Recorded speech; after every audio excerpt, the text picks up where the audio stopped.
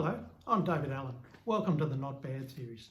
Today we're looking at preparing for an emergency response on a four-wheel drive expedition to a remote wilderness location.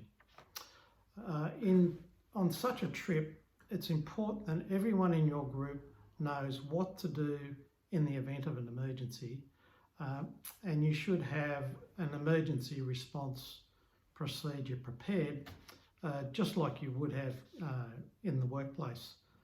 As a minimum, that procedure should include the contact details of the closest emergency services, in case of emergency, contact details for each participant, next of kin, a medication information form for each participant, which would cover any major relevant medical conditions such as asthma, diabetes, epilepsy, allergic reactions, heart condition, blood conditions, things you would want to know about if you're administering first aid.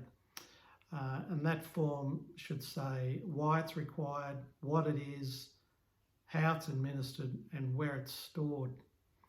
To contact emergency services, whilst you've got mobile reception, you should contact emergency services using this app, which everyone should have downloaded on their phone. That's the Emergency Services app.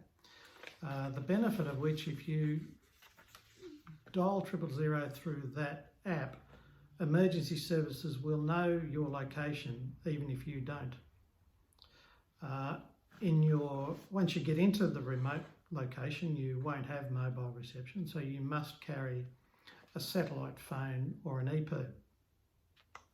Remember, in the event you're travelling on your own and you break down, you should always stay with your vehicle. If you come across other people who need help, you should always stop and help, which is an outback obligation. First aid. It's important that someone in your group has first aid training, and given that you'll be more than an hour away from medical services, that should be Advanced Wilderness Remote Area First Aid, which is a 3-day course. You should carry a comprehensive first aid kit.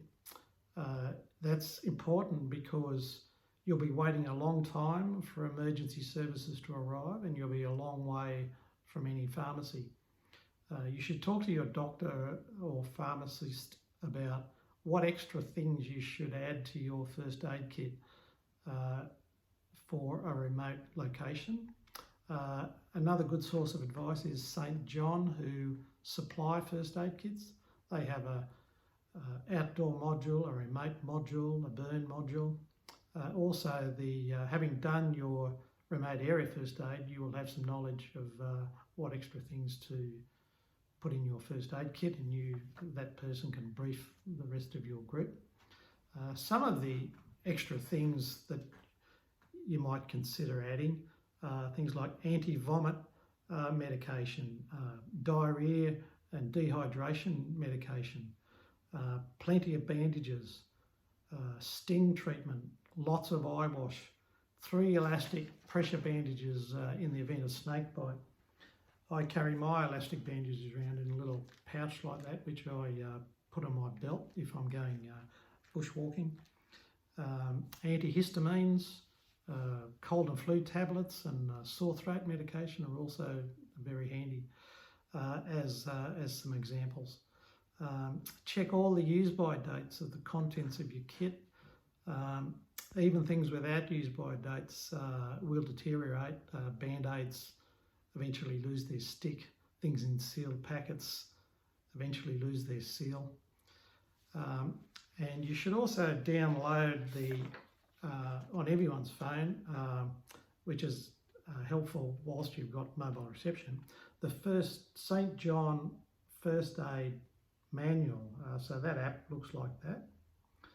And that gives you access to a first aid manual online, which is very easy to use and very helpful. So there you have it. There's a few tips on preparing your emergency response. And remember, your adventure begins the moment you decide to go. Not bad.